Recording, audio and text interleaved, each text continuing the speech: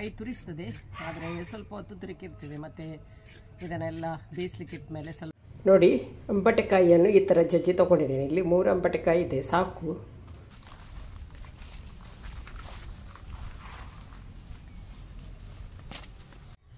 ಮಿತಾ ಫ್ಯಾಮಿಲಿಗೆ ನಿಮಗೆಲ್ಲರಿಗೂ ಸ್ವಾಗತ. ಇವತ್ತು ಮಧ್ಯಾಹ್ನಕ್ಕೆ ಒಂದು ಸ್ಪೆಷಲ್ ಆದ ಪದಾರ್ಥವನ್ನು ಮಾಡ್ತಾಯಿದ್ದೇನೆ. ಅದರ ರೆಸಿಪಿಯನ್ನು ನಾನು ನಿಮ್ಮ ಜೊತೆಗೆ ಶೇರ್ ಮಾಡ್ತಾಯಿದ್ದೇನೆ. ಮೊದಲು ನಾನು ಶಾರ್ಟ್ ವಿಡಿಯೋವನ್ನು ಹಾಕಿದ್ದೆ, ತುಂಬ 1 ವರ್ಷ ಜಾಸ್ತಿ ಆಯಿತು. ಈಗ ಲಾಂಗ್ ವಿಡಿಯೋದಲ್ಲಿ ಇದರ ರೆಸಿಪಿಯನ್ನು ಹಾಕ್ತೇನೆ. ಅದೇನೆಂದರೆ ಕೆಸುವಿನ ಬೇರಿನ ಒಂದು ಪಲ್ಯ.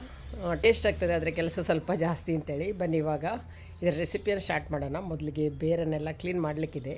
ಹಾಗೆಯೇ ನನ್ನ ವೀಡಿಯೋನ ಯಾರಾದರೂ ಫಸ್ಟ್ ಟೈಮ್ ನೋಡ್ತಾ ಇದ್ದರೆ ಪ್ಲೀಸ್ ನನ್ನ ಚಾನಲ್ಗೆ ಸಬ್ಸ್ಕ್ರೈಬ್ ಮಾಡಿ, ಸಪೋರ್ಟ್ ಮಾಡಿ. ಬನ್ನಿ ಇವತ್ತಿನ ಈ ರೆಸಿಪಿ ವಿಡಿಯೋನ ಸ್ಟಾರ್ಟ್ ಮಾಡೋಣ. ನೋಡಿ, ಎಷ್ಟು ಬೇರಿದೆ, ನಮಗೆ ಸ್ವಲ್ಪ ಸಾಕು. ಸ್ವಲ್ಪ ಇವಾಗ ತೆಗೆದು ಕ್ಲೀನ್ ಮಾಡೋದು ತುಂಬಾ ಒಳ್ಳೆಯದಾಗ್ತದೆ. ನೋಡಿ, ತೋರ ಬೇರಿದ್ರೆ ಇದರ ಹೊರಗಿನ ಸಿಪ್ಪೆಯನ್ನು ಬೇಗನೆ ತೆಗಿಲಿಕ್ಕಾಗ್ತದೆ. ಸಪೂರ ಇದ್ದರೆ ಸ್ವಲ್ಪ ಕಷ್ಟ ಆಗ್ತದೆ. ಹೊರಗಿನ ಈ ನಾರನ್ನು ತೆಗಿಲೇಬೇಕು. ಇದನ್ನು ತೆಗೆದಾದ್ಮೇಲೆ ಇದು ನೋಡಿ ಈ ಥರ ಕಲರ್ ಬರ್ತದೆ. ಹಾಗೆ ಇವಾಗ ಸ್ವಲ್ಪ ತಗೊಂಡು ನಾನು ಇದರ ನಾರನ್ನೆಲ್ಲ ಬಿಡಿಸ್ತೇನೆ. ಈ ನಾರನ್ನು ಬಿಡಿಸೋದು ಮಾತ್ರ.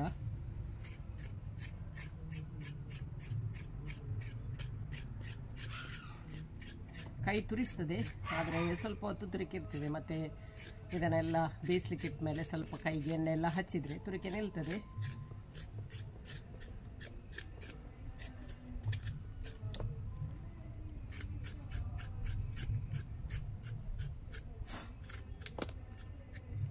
ಒಮ್ಮೆ ಇದರ ರುಚಿಯನ್ನು ಹಿಡಿದವರು ಪ್ರತಿ ವರ್ಷ ಈ ಬೇರು ಸಿಕ್ಕಿದಾಗ ಎಲ್ಲರೂ ಮಾಡಿಯೇ ಮಾಡ್ತಾರೆ. ಅಷ್ಟು ಒಳ್ಳೆಯದಾಗ್ತದೆ, ಟೇಸ್ಟ್ ಆಗ್ತದೆ.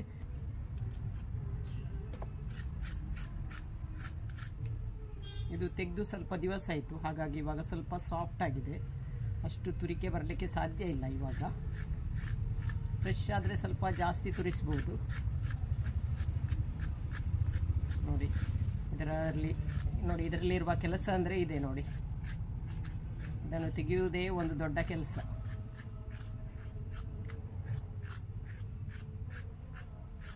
ಸ್ಕ್ರ್ಯಾಬರ್ ಹಿಡ್ಕೊಂಡು ಕೂಡ ಇದನ್ನು ತೆಗಿಬಹುದು.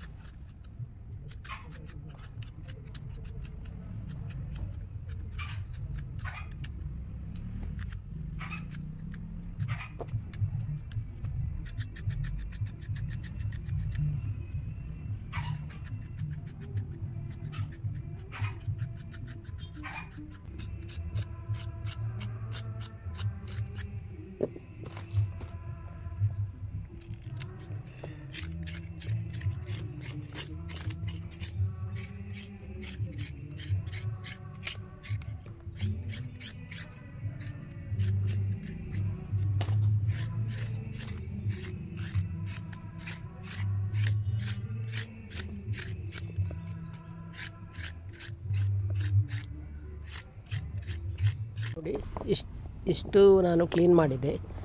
ಜಾಸ್ತಿ ಕ್ಲೀನ್ ಮಾಡಲಿಕ್ಕೆ ಹೋದರೆ ಇನ್ನೂ ಕೂಡ ತುಂಬ ಲೇಟ್ ಆಗ್ತದೆ. ಹಾಗೆ ನಮಗೆ ಸಾಕು ಒಮ್ಮೆ ಪದಾರ್ಥಕ್ಕೆ. ಇಷ್ಟು ಕ್ಲೀನ್ ಮಾಡಿದೆ. ಇದನ್ನು ಇವಾಗ ಚೆನ್ನಾಗಿ ತೊಳೆದು ಕಟ್ ಮಾಡಬೇಕು. ನೋಡಿ, ಬೇರಿನ ಹೊರಗಿನ ಸಿಪ್ಪೆಯನ್ನೆಲ್ಲ ತೊಗೊಂಡು ತಂದೆ. ಇನ್ನು ಇದನ್ನು ಚೆನ್ನಾಗಿ ತೊಳಿಬೇಕು.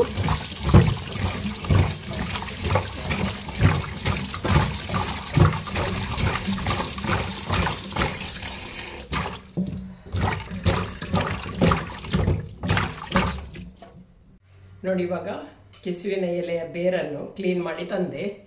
ಇನ್ನಿದನ್ನು ಕಟ್ ಮಾಡ್ತೇನೆ.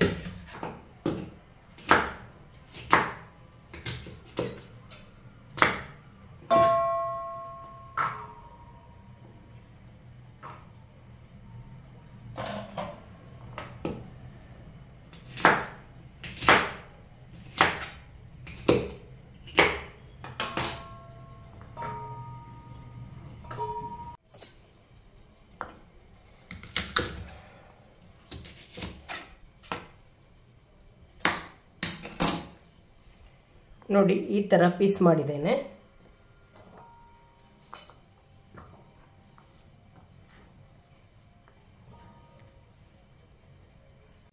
ಬೇರನ್ನು ಕಟ್ ಮಾಡಿ ರೆಡಿ ಮಾಡಿ ಆಯಿತು.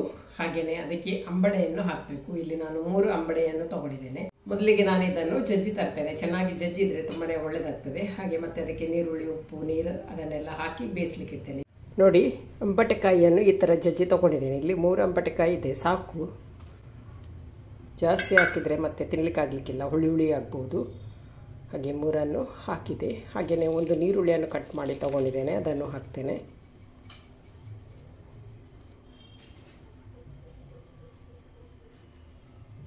ರುಚಿಗೆ ತಕ್ಕಷ್ಟು ಉಪ್ಪು. ಹಾಗೆಯೇ ಇದು ಬೇಯಲಿಕ್ಕೆ ಬೇಕಾಗುವಷ್ಟು ನೀರು. ಇದು ಬೇಗನೆ ಬೇಯ್ತದೆ. ಈ ಬೇರು ಮುಳುಗುವಷ್ಟು ನಾನು ನೀರನ್ನು ಹಾಕಿದ್ದೇನೆ. ಹಾಗೆಯೇ ಇದನ್ನು ಬೇಯಿಸ್ಲಿಕ್ಕೆ ಇಡ್ತೇನೆ. ಇನ್ನು ಇದು ಚೆನ್ನಾಗಿ ಬೇಯಲಿ.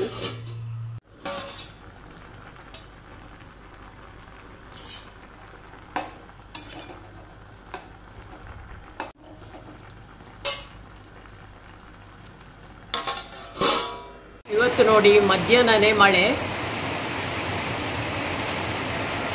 ಯಾವಾಗಲೂ ಸಾಯಂಕಾಲ ಬರ್ತಿತ್ತು, ಒಂದು 10 ದಿವಸದಿಂದ ಸಾಯಂಕಾಲನೇ ಮಳೆ ಇತ್ತು. ಇವತ್ತು ನೋಡಿ 12:15 ಆಗುವಾಗಲೇ ಇಷ್ಟು ಜೋರು ಮಳೆ ಬರ್ತಾ ಇದೆ. ಬೇರು ಚೆನ್ನಾಗಿ ಬೆಂದಿದೆ. ಇನ್ನು ನಾನು ಇದನ್ನು ಕೆಳಗಿಟ್ಟು ಇದಕ್ಕೆ ಒಂದು ಒಗ್ಗರಣೆಯನ್ನು ಇಡ್ತೇನೆ. ಹಾಗೆ ಒಗ್ಗರಣೆಗೆ ಎಣ್ಣೆಯನ್ನು ಹಾಕ್ತಾ ಇದ್ದೇನೆ. ಸ್ವಲ್ಪ ಬಿಸಿ ಆಯಿತು. ಬೆಳ್ಳುಳ್ಳಿಯನ್ನು ಹಾಕ್ತೇನೆ, ಒಣಮೆಣಸನ್ನು ಹಾಕ್ತೇನೆ. ಹಾಗೆಯೇ ಸ್ವಲ್ಪ ಕರಿಬೇವು.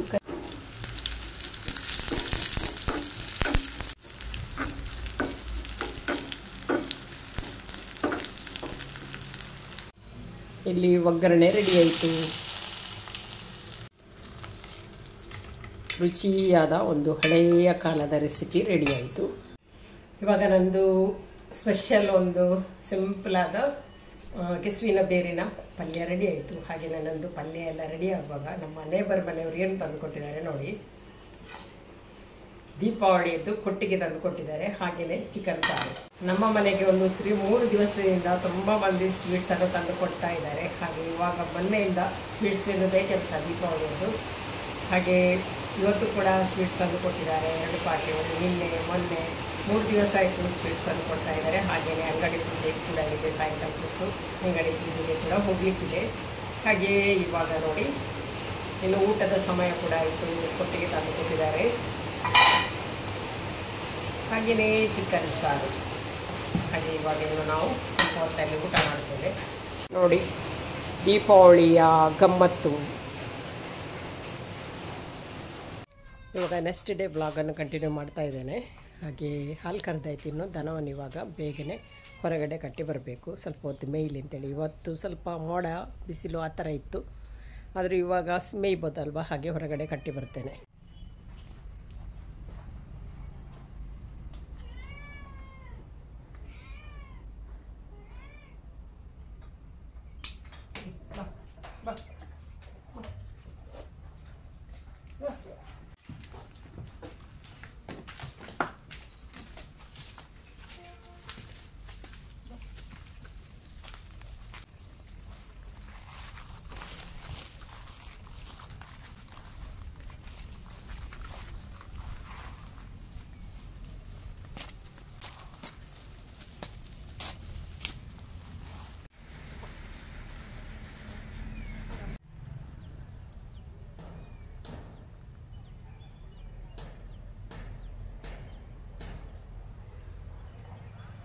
ದನ ಆ ಸೈಡ್ ನೋಡಿ ಅಲ್ಲಿ ಉಂಟು.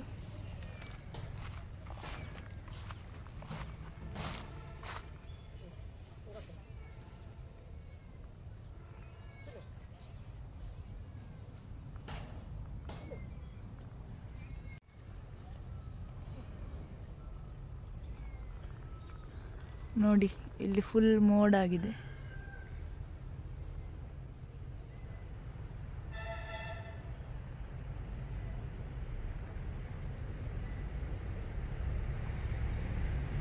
ಬೆಕ್ಕು ಅಲ್ಲಿಂದ ಕಿಸ್ತಾ ಉಂಟು ನೋಡಿ ಅಲ್ಲಿ. ಇವಾಗ ದನವನ್ನು ಇಲ್ಲಿ ಕಟ್ಟಿದೆ. ಅಂದರೆ ಇಲ್ಲಿ ಹುಲ್ಲಿರ್ತದೆ, ಸಾಯಂಕಾಲ ಹೊತ್ತು ಮಾತ್ರ ಇಲ್ಲಿ ಕಟ್ಟಬೇಕಷ್ಟೇ. ಹಾಗೆ ಇಲ್ಲಿ ಕಟ್ಟಿದೆ. ಇಲ್ಲೊಂದು ಹೂ ನೋಡಿ, ತುಂಬಾ ಗೊಂಚಲಾಗಿ ಬರ್ತದೆ. ಇದೆ ನೋಡಲಿಕ್ಕೆ ಕೂಡ. ನಾನು ನೋಡೋದೇ ಫಸ್ಟ್ ಟೈಮ್ ಈ ಹೂವನ್ನು. ಇದರಲ್ಲಿ ನೋಡಿ ಬಾಳೆಗೊನೆ ಹೂ ಅರಳಿದೆ.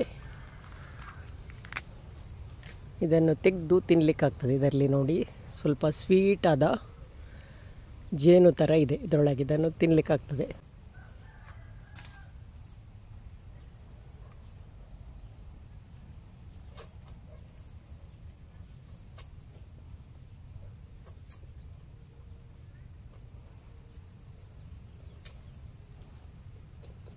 ಈ ಬಾಳೆ ಗೊನೆಯಲ್ಲಿ 2 ಹರಳಿತ್ತು ನೋಡಿ.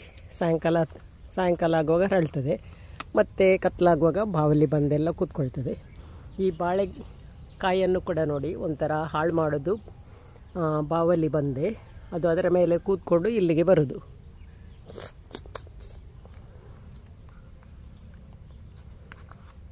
ದನವನ್ನು ಕಟ್ಟಿ ಆಯಿತು. ಹಾಗೆಯೇ ಈ ಬಾಳೆ ಹೂವಿನ ಒಂದು ಸ್ವೀಟ್ ಇರ್ತದಲ್ವ, ಅದನ್ನು ಕೂಡ ತಿಂದಾಯಿತು. ಇನ್ನು ಡೈರಿಗೆ ಹೋಗಿ ಹಾಲು ಹಾಕಿ ಬರಬೇಕು. ಹಾಲು ಹಾಕಿ ಬಂದಮೇಲೆ ಹುಲ್ಲು ಕೂಡ ತಗೊಂಡು ಬರಬೇಕು.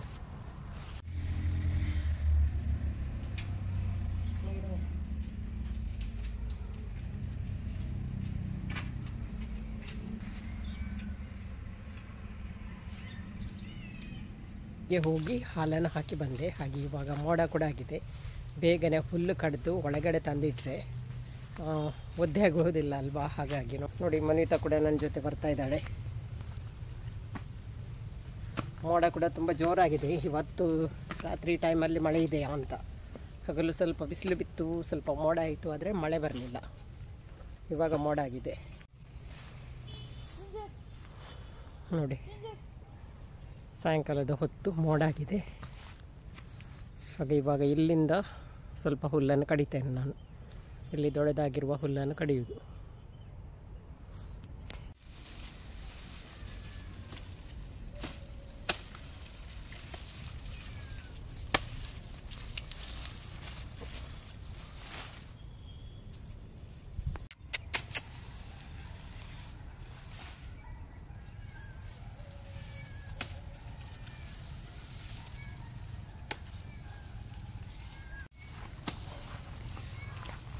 ಅಲ್ಲಿ ಜಿಂಜರ್ ಬರೋದು ನೋಡಿ. ಜಿಂಜರ್ ಜಿಂಜರ್ ಏ ಹಂಗೆ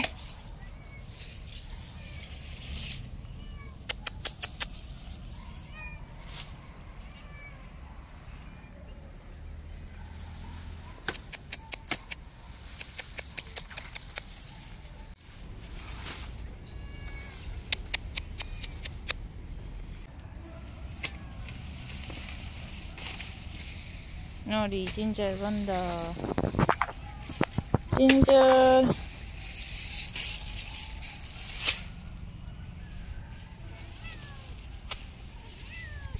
ಇಲ್ಲಿ ಬಾ, ಇಲ್ಲಿ ಬಾ.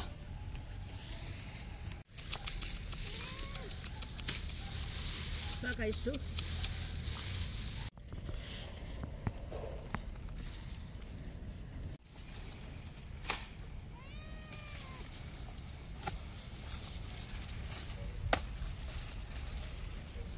ಈ ಹುಲ್ಲನ್ನು ಕೂಡ ಇವಾಗ ದನ ಸರಿಯಾಗಿ ತಿನ್ನುವುದಿಲ್ಲ. ಹಾಗಾಗಿ ಅದರ ಬೆಳೆದ ದಂಟನ್ನು ಕಡಿದು ಎಸೆಯುವುದು, ಸ್ವಲ್ಪ ಎಳತ್ತಿರೋದು ಮಾತ್ರ ಇಡುವುದು. ಜಿಂಜರ್ ಎಂತ ಮಾಡುದು ಇಲ್ಲಿ? ಎಂತ ಮಾಡುದು?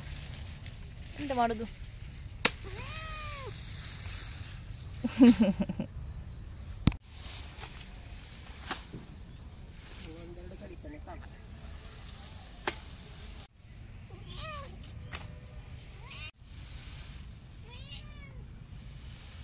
ದೊಡ್ಡ ಪರ್ವತದಿಂದ ಕೆಳಗಡೆ ಇಳಿದು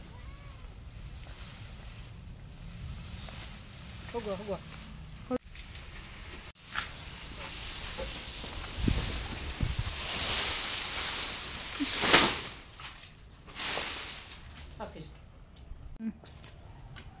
ಅದು ಜಾಸ್ತಿ ಹುಲ್ಲೇ ತಿನ್ನುವುದಿಲ್ಲ ಇವಾಗ, ಈ ಥರದ್ದು ಹುಲ್ಲಾದರೆ. ಹಾಗಾಗಿ ಸ್ವಲ್ಪ ತರೋದು, 1-2 ಬಟ್ಟೆ ಆಗ್ತದೆ ಕಟ್ ಮಾಡಿ ಆಗುವಾಗ ಸಾಕು. ಹಾಗೆ ಹುಲ್ಲನ್ನು ತಂದಿಟ್ಟಾಯಿತು, ಮತ್ತೆ ಮಿಷಿನಿಗೆ ಹಾಕೋದು. ಅದಕ್ಕಿಂತ ಮೊದಲು ಇವಾಗ ಟೀ ಮಾಡಬೇಕು. ಟೀ ಮಾಡಿ ಕುಡ್ದಾದ್ಮೇಲೆ ಮತ್ತೆ ಮಿಷಿನಿಗೆ ಹಾಕ್ತೇನೆ. ಈಗ ನಾನು ಟೀ ಮಾಡೋದಿಲ್ಲ, ನಾನು ಸ್ವಲ್ಪ ಪೇರಳೆ ಹಣ್ಣಿನ ಎಲೆಯ ಒಂದು ಕಷಾಯ ಮಾಡ್ತೇನೆ. ಆ ಎಲೆಯ ಕಷಾಯ ಮಾಡಿ ಕುಡಿದ್ರೆ ಕೂಡ ತುಂಬಾ ಒಳ್ಳೆಯದು. ಹಾಗೆ ಕೆಲವೊಮ್ಮೆ ನಾನು ಮನಸ್ಸಾದಾಗ ಎಲೆಯನ್ನೇ ತಂದು ಕಷಾಯ ಮಾಡಿ ಕುಡಿತೇನೆ. ಹಾಗೆ ಇವತ್ತು ಕೂಡ ಜಾನವರಿಲ್ಲ, ಹಾಗೆ ನನಗೆ ಒಬ್ಬಳಿಗೆ ಅಲ್ವಾ ಟೀ ಬೇಡ ಅಂತ ಹೇಳಿದರೆ ಕಷಾಯ ಮಾಡ್ತೇನೆ. ಚೆನ್ನಾಗಿರುವ ಎಲೆಯನ್ನು ಕುಯ್ತೇನೆ. ಸ್ವಲ್ಪ ಎಲೆ ಸಾಕಾಗ್ತದೆ.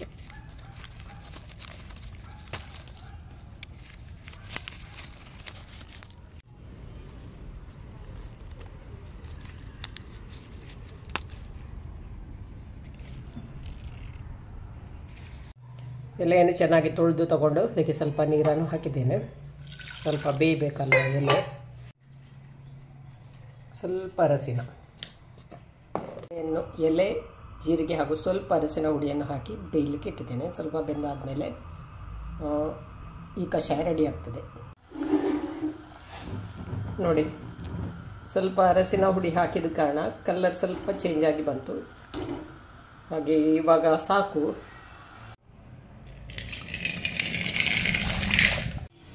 ಒಂಥರ ಒಳ್ಳೆ ಟೇಸ್ಟ್ ಇದೆ. ಲೈಟ್ ಪೇರಳೆ ಹಣ್ಣಿನ ಟೇಸ್ಟ್ ಉಂಟು. ಪೇರಳೆ ಹಣ್ಣು ತಿನ್ನೋದ್ರಿಂದಲೇ ನಮಗೆ ತುಂಬ ಬೆನಿಫಿಟ್ ಸಿಗ್ತದೆ. ಎಲೆಯಲ್ಲಿ ಅದಕ್ಕಿಂತ ಜಾಸ್ತಿ ಬೆನಿಫಿಟ್ ಇದೆ. ಎಲೆ ಎಲ್ಲ ಇದ್ದರೆ ಕಷಾಯ ಮಾಡಿ ಕುಡಿಯೋದು ಒಳ್ಳೆಯದು. ಇವಾಗ ಕಷಾಯ ಎಲ್ಲ ಮಾಡಿ ಕುಡ್ದಾಯಿತು. ಹಾಗೆ ಇನ್ನು ಹೊರಗಡೆ ಕೂಡ ಸ್ವಲ್ಪ ಹೋಗಿ ಬರಲಿಕ್ಕಿದೆ. ಹಾಗೆ ಬೇಗನೆ ಹುಲ್ಲನ್ನು ಕಟ್ ಮಾಡಿ ದನವನ್ನು ಹಟ್ಟಿಯಲ್ಲಿ ತಂದು ಕಟ್ತೇನೆ. ಆಮೇಲೆ ಹೊರಗಡೆ ಹೋಗಿ ಬರ್ತೇನೆ. ಮೋಡ ಕೂಡ ಇದೆ. ಮಳೆ ಬಾರದಿದ್ದರೆ ಸಾಕು, ಸ್ಕೂಟಿಯಲ್ಲಿ ಹೋಗೋದಲ್ವಾ. ಮಳೆ ಬಂದರೆ ಕಷ್ಟ ಆಗ್ತದೆ. ಹಾಗೆ ಇವಾಗ ಬೇಗನೆ ಹುಲ್ಲನ್ನು ಕಟ್ ಮಾಡಿ ಎಲ್ಲ ರೆಡಿ ಮಾಡಿಡ್ತೇನೆ. ಮತ್ತು ದನವನ್ನು ಹಟ್ಟಿಯಲ್ಲಿ ತಂದು ಕಟ್ತೇನೆ.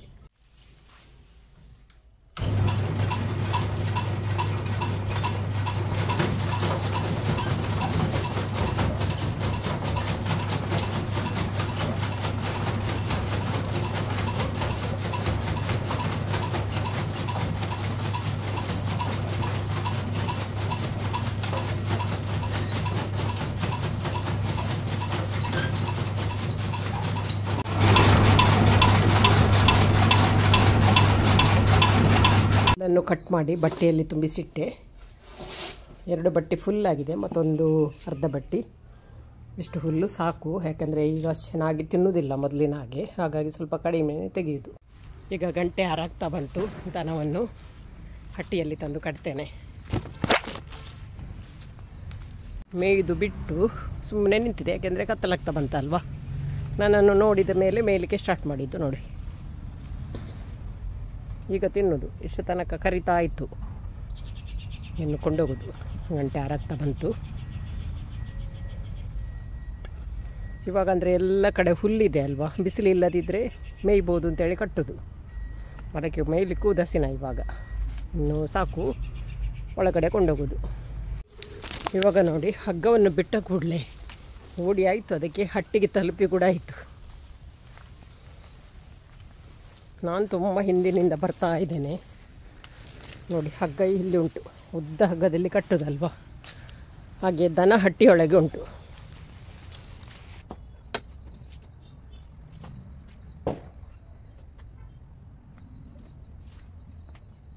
ಇನ್ನು ಇವಾಗ ಹುಲ್ಲು ಹಾಕಲಿಕ್ಕಿಲ್ಲ, ತಿಂದು ಬಂದದಷ್ಟೇ ಅಲ್ವಾ. ಸ್ವಲ್ಪ ಹೊತ್ತಾಗಬೇಕು, ಮತ್ತೆ ಹಾಕೋದು ಕತ್ತಲಾಗುವಾಗ. ಇವಾಗ ನೀರು ಕುಡಿ. ಇವತ್ತಿನ ಈ ಬ್ಲಾಗನ್ನು ಇಲ್ಲಿಗೆ ಏನು ಮಾಡ್ತೇನೆ. ವಿಡಿಯೋ ಇಷ್ಟ ಆದರೆ ಲೈಕ್ ಮಾಡಿ, ಶೇರ್ ಮಾಡಿ, ಅದೇ ರೀತಿ ಸಬ್ಸ್ಕ್ರೈಬ್ ಮಾಡೋದರ ಮೂಲಕ ನನ್ನ ಚಾನಲ್ಗೆ ಸಪೋರ್ಟ್ ಮಾಡಿ. ಇನ್ನೊಂದು ವಿಡಿಯೋದೊಂದಿಗೆ ಸಿಗ್ತೇನೆ. ಅಲ್ಲಿ ತನಕ ಬಾಯ್.